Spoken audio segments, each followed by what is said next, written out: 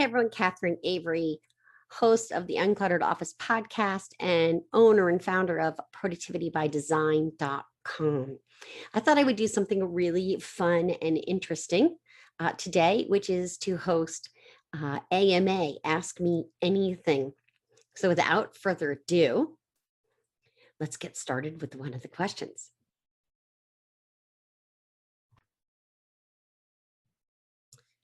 Our first question comes from Karen Moffat. Karen asks, she says, I'm curious how to differentiate between being a super busy person, i.e. multiple part-time jobs in addition to owning a business, being a single parent empty nester, which means doing all of the home maintenance and responsibilities, and feeling it is very difficult to stay on track of it all, versus having ADHD, asking for a friend, LOL, thanks. So Karen, wow, this is meaty because you have an awful lot on your plate. And whether or not you have ADHD, holy cow, that would be a lot to keep track of. So I'll start with ADHD. So the key symptom in ADHD is having trouble with focus. And it used to be that people would say it was a lack of focus, but that's actually inaccurate. With ADHD, you can have a lack of focus and you can also have hyperfocus dependent upon what you're more interested in.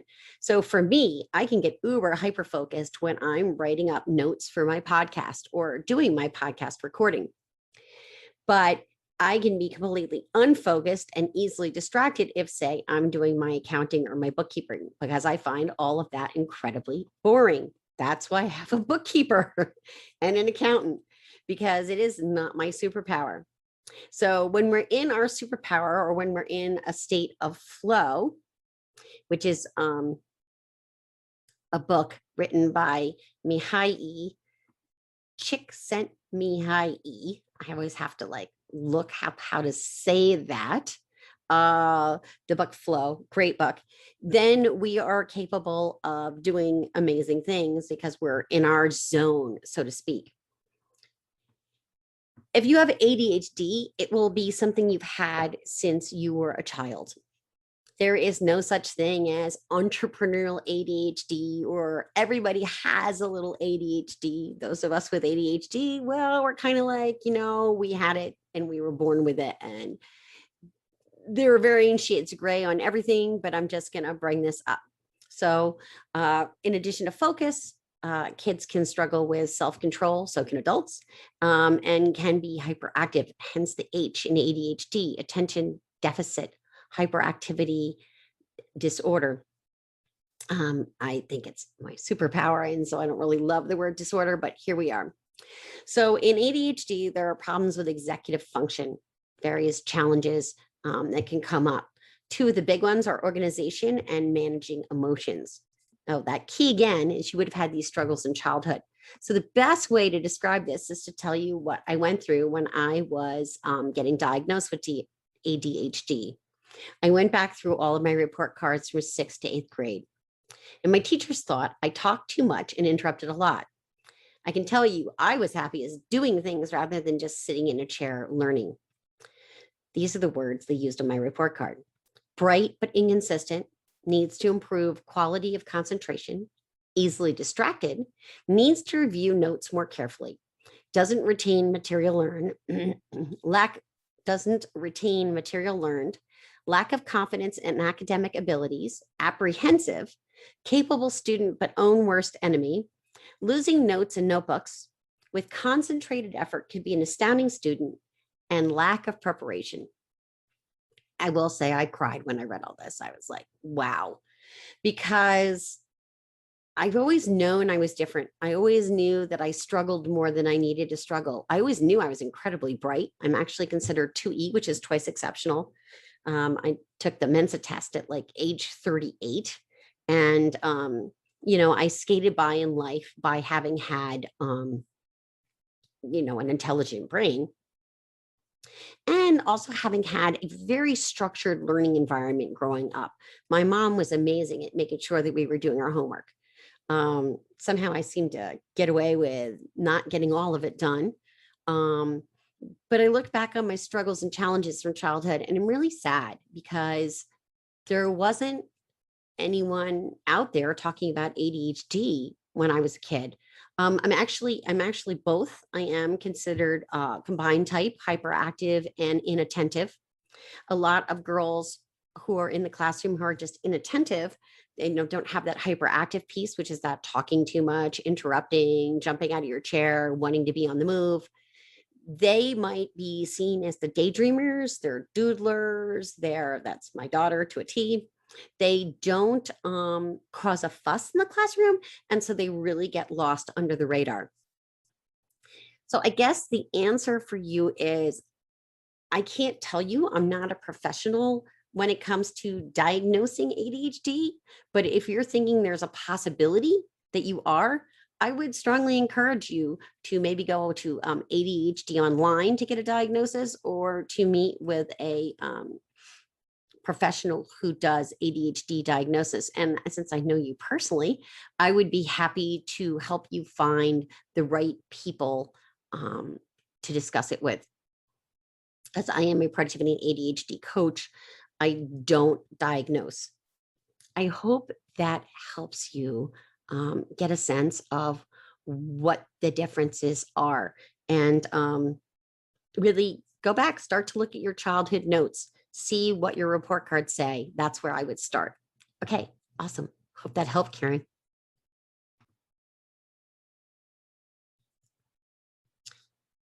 Here we are, AMA.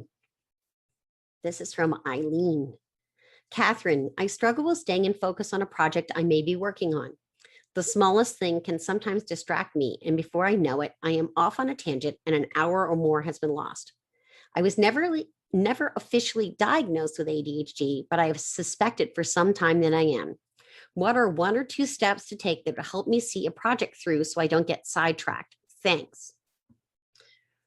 All right. Well, first of all, every person is different and every person's ADHD shows up differently. And of course, that means every person will be motivated by different things, none of which really gives you an answer. So let me start with internally motivated versus externally motivated, and we'll go from there. If you're internally motivated, also known as intrinsic motivation, you're doing an activity because you enjoy it or you find it challenging. It's something you want to be doing and you're excited about it. So you'll be likely to respond well to self-imposed deadlines. So those intrinsic activities, they are those tasks that we find easy, or what Mihai Csikszentmihalyi calls flow. I always struggle with the name. At any rate, brilliant book about what happens when we are in flow. In ADHD world, we sometimes call that hyperfocus. It's where you're completely focused on the task at hand and you lose any sense of time going by because you're having so much fun doing whatever you're doing. This can happen to me. And that's great, but not all of our tasks are ones we really want to be doing. And I always say accounting and bookkeeping are the two that I'm really not a big fan of. I'm also not very good at email follow-up. I'm working on that one. So those are the ones where we're probably going to need some external motivation.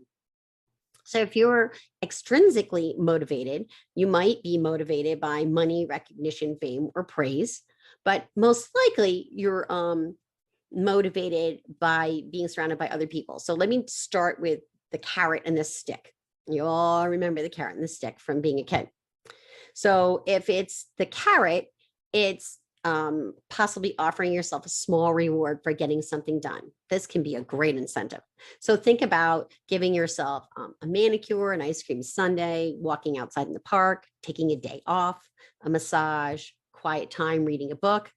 Think about what's something you love to do, and then make sure you give that to yourself after you've completed a really dreaded task. Now the stick. Why did I do the stick second? I have no idea. The stick is pretty obvious. And of course, it's not our first choice. But that's what happens when we bumped up against an urgency and need to get it done right now. So think about the person who's doing their taxes on April 14th and they decided they're not going to file for an extension. Or they filed for an extension and now it's October and they're rushing to get their taxes done. It could be someone who needs to get a report out to a client right now and they're scrambling to get it done. That's that old stick where there are negative consequences that come about because we haven't gotten something accomplished. Another great example of this is not paying your bill on time, and then you get a fee.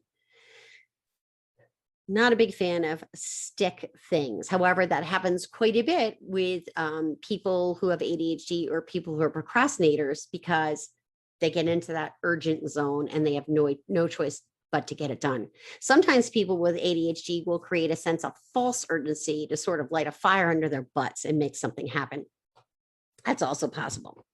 So one way you could be really helped, in addition to the carrot and the stick, is to have an accountability buddy or a group. So there's Focus Mate out there in the world, very inexpensive as a way to like team up with somebody else. Or you could find a group similar to mine, which is called Get More Done Accountability. What I do in that group is I host 3 productivity power hour sessions every week. We gather together, typically at 10 a.m. Eastern. We each tell each other what we're working on. Then we do a Pomodoro style 50-minute work sprint.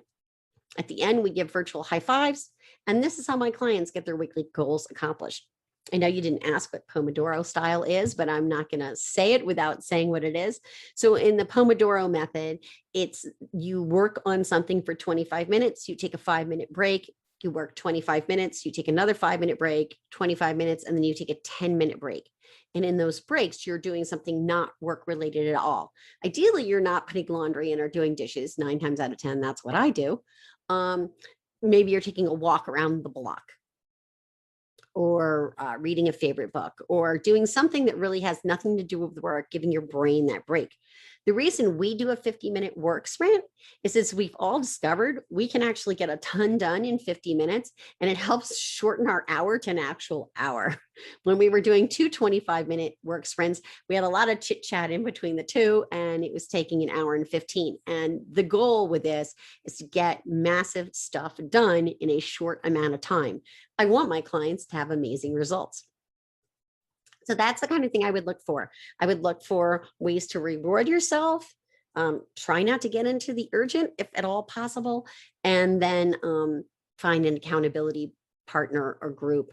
There are lots of ways to go about doing that. I hope that helps, Eileen.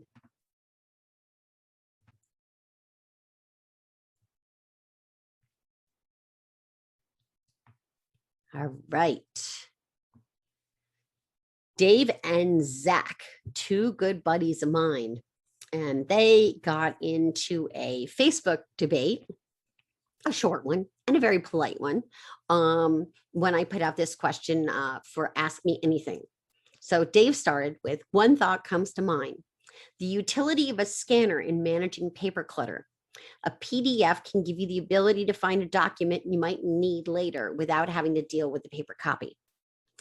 And Zach's response: I spent years, decades, scanning all of my bills and such. I retrieved them from time to time online. I found later that information was never really needed, more of a want. After listening to many nomads, though, that have converted everything to digital, paper, books, and mail, it can benefit your needs.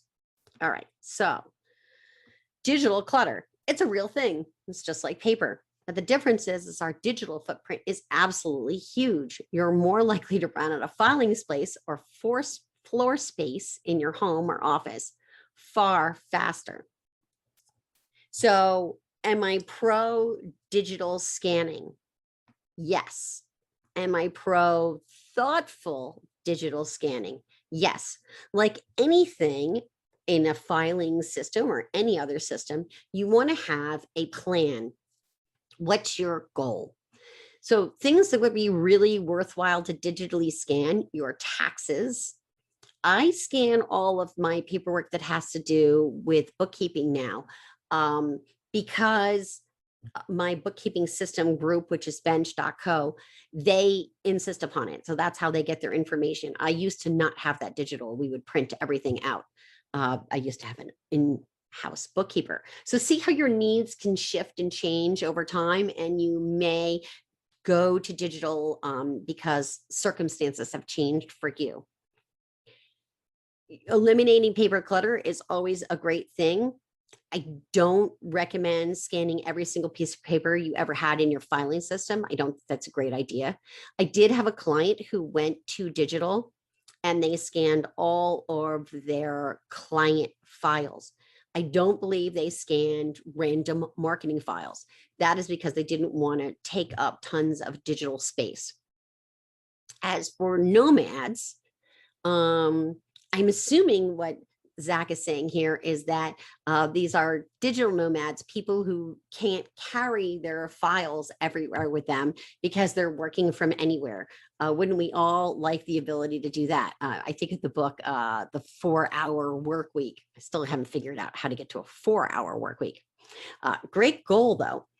So you might be a person who can take your laptop and work from anywhere. I personally do that to some extent. So we do have a beach home, and whenever possible, I work from there. Doesn't happen very often, but when we do, it's great. It's wonderful to have my entire my entire filing system on my computer. That doesn't mean I have no paper. I do have a paper filing system. I have exactly 4 paper filing drawers, which isn't a lot of space. That's for my work. And then I have 2 filing drawers, one for personal and one for the beach house, which we rent out. So I keep everything very separated. Have a plan. Don't just start randomly scanning stuff. Talk to your accountant, your bookkeeper, your lawyer about what things you need to keep and for how long. This is really important. Taxes, you need to keep documents for 7 years. That's the easy peasy one that I can do right off my head. I definitely know there are many more rules around how long you should keep information. My understanding, and I went through this recently, was that you don't really want to keep your tax information much longer than 7 years. It's not a good idea because then if you get audited, God forbid, they can go back through, say, 20 years of your history. So it wasn't that long ago that we actually kind of had a big old bonfire in our backyard and got rid of tons of old documents that predated, oh my gosh, I mean, predated me being married in 2003. Should I even admit that? But we did have boxes, that paperwork, and we got rid of them. I don't think at this point I have anything prior to 2010. I did keep all of the leases from various places I've rented. I'm not entirely sure why. I just felt like that was important for me to keep. The number one rule I learned when I was taking my certification in productive environments is that it's better to keep something than to throw it out. If you're not sure, better to keep it. Like I said, you can always go to someone and ask them what they think about that particular information. Last thought, if you're working for a corporation, it is really important you talk to the people who are in charge of information technology and this kind of information management to find out exactly what they want you to be scanning and not scanning. There are completely different rules at different companies, and there may be certain things they don't want you to have scanned on a computer, and vice versa. There may be things you are required to scan. Yes, I think a scanner can help in managing paper clutter. Yes, Virginia, there is a need for a scanner. And I do think it's worth doing, but definitely with a very strategic plan. You don't want to just jump into suddenly scanning everything you own. First of all, you're not going to have time. You're just never going to have enough time to scan everything you have. And second, think about this. If you go through your papers before you scan them, you'll get rid of a whole bunch of stuff. You'll use your circular file to get rid of a lot of papers we no longer need in the world. If those papers that you're getting rid of have any personal information on them, your social security card, your number, your phone number, your home address, anything like that, I strongly advise shredding them. If these papers don't have staples in them, you can recycle them. I think that's really all that can be said on digital clutter in a very short AMA. Dave and Zach, I hope that helped you out.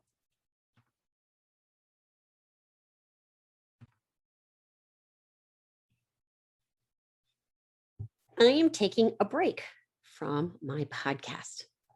So the question is, why, Catherine, are you taking a break from the podcast?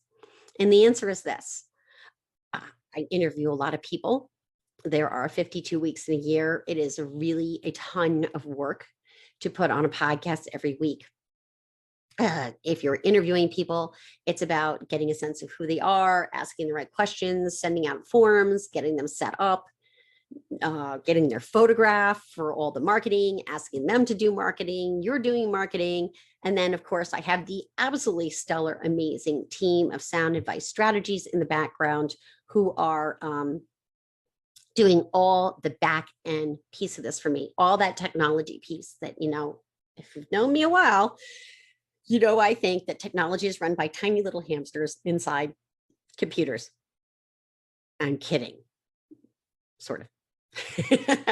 In some ways, I really do think like how it all works, just amazing and magical, not my superpower. So first thing to know is if it's not your superpower, for heaven's sakes, if at all possible, hire it out. Don't waste your time learning something that someone remarkably brilliant like the team at Sound Device, Phyllis and Kelvin and Angie and everybody else can do for you. They are amazing. Okay, enough selling my amazing background team. Another reason I'm taking off from the podcast is I want to take a vacation. We're coming out of a pandemic. We haven't really had a real vacation in a really long time. I seem to always work during mine. And if I can put the podcast on hold for a month, that will allow me some time to take a vacation. So I'm not taking a month's vacation. I wish. I am taking at least a week, and I'm trying to take 2.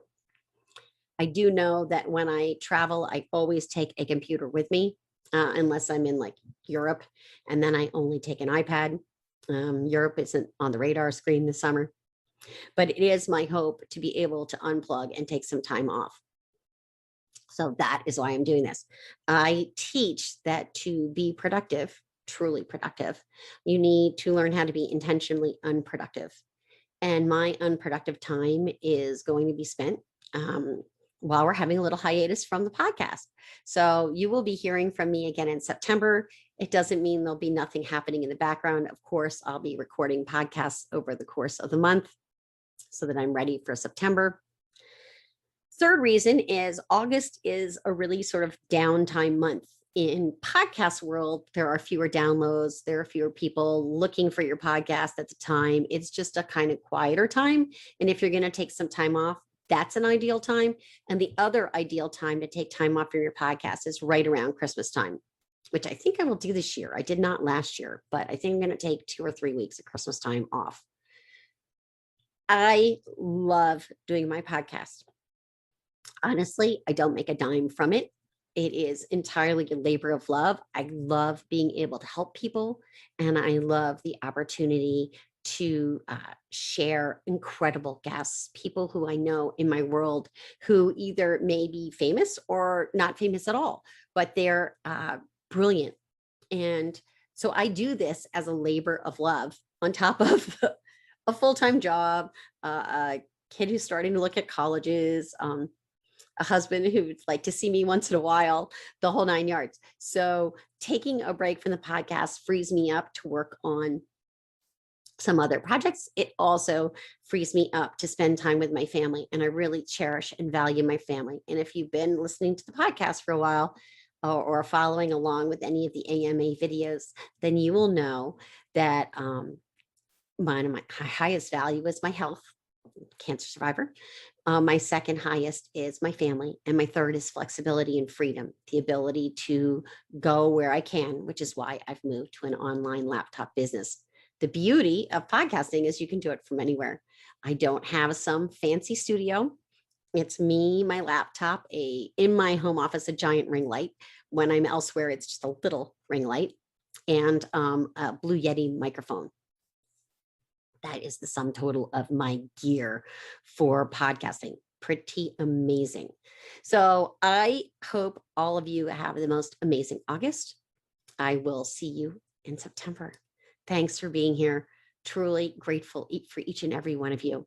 And one last request. If you're loving this podcast, I would please ask you to share it with your friends and family. Spread it. far and wide. This is a message I think so many need to hear, that productivity isn't just about getting things done. It's about being and taking care of you. If you could take a moment to write a review and give the stars, that would be amazing. 5 stars would be best, of course. Uh, each time a review is left, it makes us bump up so that more people can find us. And it's really important to me that this message be shared. I have really grown this podcast completely organically. I haven't made some major push to artificially inflate the numbers at all. So you'll see that I don't have tons of podcast reviews, but I would love to. And I know you could help me with that. The ideal place to give the podcast review is on Apple Podcasts. And if you are watching an AMA Ask Me Anything video, of course, popping some comments in on YouTube would be amazing too. So I hope you all have amazing rest of your, I was going to say summer, but I do have listeners on the other side of the world. So amazing rest of your August, and I will see you in September. Be well, everybody.